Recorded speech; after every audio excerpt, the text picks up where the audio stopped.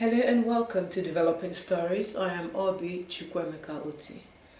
Governor Lucky Aiyedatiwa has announced a reorganization of the Government House media team. This restructuring comes as part of his administration's ongoing efforts to enhance communication and effectiveness within the state government. As a result, two media aides, Senior Special Assistant on Research and Documentation, Ewatomilola Emiola, and Special Assistant on Digital Media, Kike Lomo Ishijala, have been relieved of their duties effective immediately. In a statement, the governor expressed gratitude to the aides for their contributions during their tenure. Created on 3rd February 1976 from the former Western state, Ondo State has grown in leaps and bounds, with several developments dotting the landscape after 49 years. As the state relieves the journey thus far, stakeholders have expressed satisfaction with its economic growth. In this report, Joy Pius tracks the economic progression of the Sunshine State in about 5 decades of creation.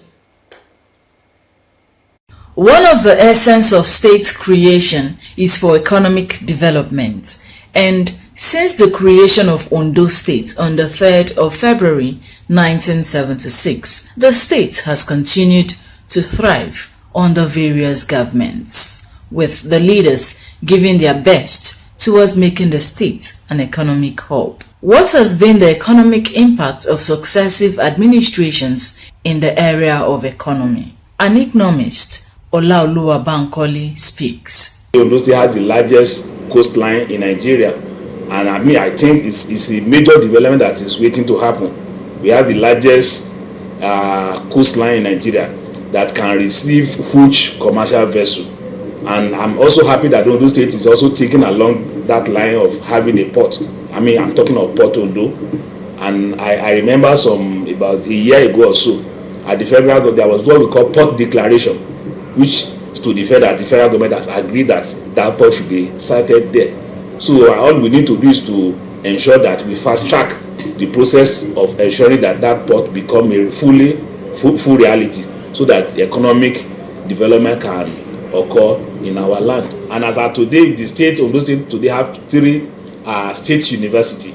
We have the Adekunle Ajasin University, we have the UNIMED, and we have Olusegun Agagu University of Science and Technology. So, and they are also providing window of opportunity for our children to gain admission into tertiary institutions. He also commended the progress recorded in the state in the past years, particularly in the area of agriculture. Today, Ondo State produces 40% of cocoa that is exported in Nigeria. I think there is room for improvement, but we are not doing bad on that. So if you're also talking about production of oil palm, Ondo State is also faring very, very well. Of course, there is always room for improvement. Also, I can also point out that because we are talking about economic activity, today we are the largest producer of cassava in Nigeria. He, however, called on government to create enabling environment for private sectors to operate so as to increase the economy of the state. I belong to that school of thought that government does not have business in business. The only thing government is supposed to do is to provide the enabling environment for the private sector to go into the business. And the reason is simple. Historically, government has not been doing so well in business, and that is why it is believed that why not just limit government to the issue of providing the enabling environment.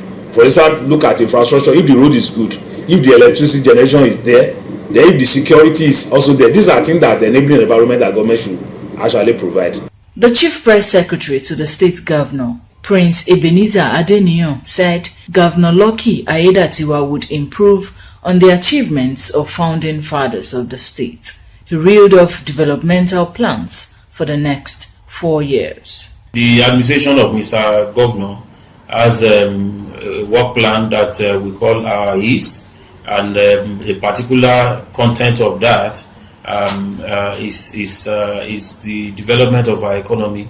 And recently, Mr. Governor has put in place measures to encourage and invite private sector investments in the state. I think about a week or so ago, we had oil sector investors who came to the state to inform Mr. Governor on the approval of the presidency to start oil drilling in 2 new oil fields in Ondo State.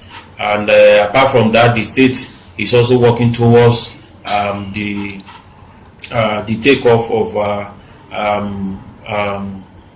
what is it called, exploration of bitumen.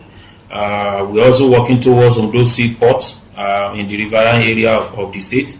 I'm sure by the time Mr. Governor will be leaving office, all these will have materialized and will have contributed in no small measure to the development of our economy. Economic development is a critical component to benchmark growth of any state.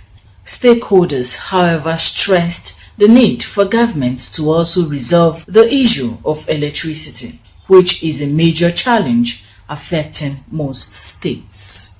Joy Pius, Osrc News. The Federal Executive Council has approved the sum of 4.8 billion naira for the treatment of HIV patients across the country. The approval came on the heels of the recent plan by United States President Donald Trump to suspend financial assistance to countries for HIV treatment, among others. The Federal Executive Council inaugural meeting in 2025 also approved $1 billion for health governance and human capital development, with which the subnationals are expected to benefit from. Minister of Health and Social Welfare Ali Pate, at the end of the FEC meeting, presided over by President Bola Tinubu, stated that the 4.8 billion naira approval will be for a period of 4 months to ensure that those who were HIV infested are taken care of despite the contribution of partners. Commenting on U.S. recent position to suspend giving assistance to countries in HIV, tuberculosis, malaria, among others, Pate said the federal government was looking towards transforming the health sector through domestic financing. He said a committee has been put in place with membership drawn from the Ministries of Finance, Budget, Defense, Environment, and the Nigeria Governors Forum to come up with a sustainability plan.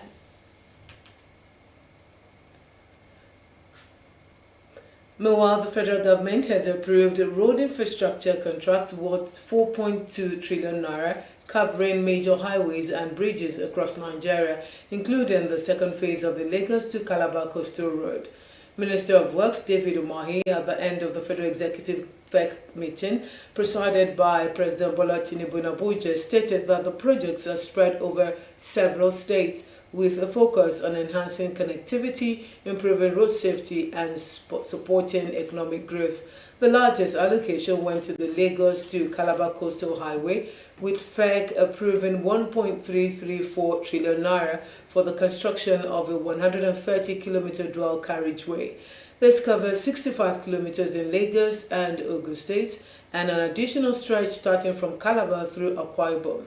FEC also approved road construction projects worth 159.5 billion naira for the Federal Capital Territory, targeting infrastructure development within the city and its satellite towns.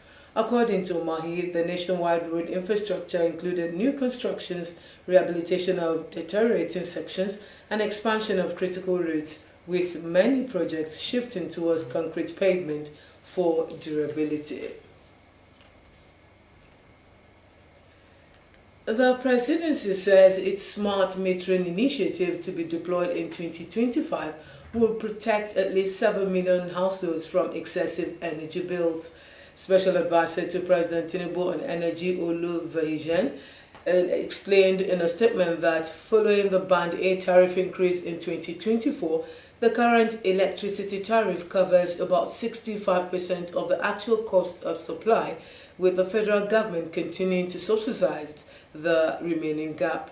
The presidential aide said while the government is committed to establishing fairer pricing in the long run, its immediate priority is to deliver more electricity to Nigerians, reduce the frequency of power outages, and protect those who are most vulnerable. The Nigeria Labour Congress (NLC) has suspended its proposed protest over the 50% increase in telecommunications tariff.